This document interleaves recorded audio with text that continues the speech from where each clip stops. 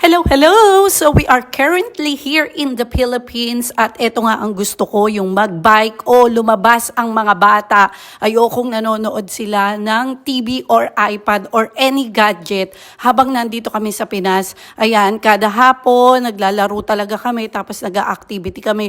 Tapos ang sarap-sarap kasi dito kasi nga nandito yung mga pamilya ko, yung mga cousin nila, so nakakabanding nila. Tingnan nyo. O, di ba? Si Zoe dati hindi yan marunong mag-bike. Ngayon, si Sak marunong na rin. So, mga kids natin ay kailangan ng outside door na maglaro. Ang sarap sa piling ng ganito. O, tingnan nyo, di ba? Ang saya-saya yung bonding. Tingnan nyo si Sak. At happy-happy sila kasi nga lagi silang nasa labas at nagbabike. Ayan, tingnan nyo. Happy rin ako kasi nakakapag-bike ako.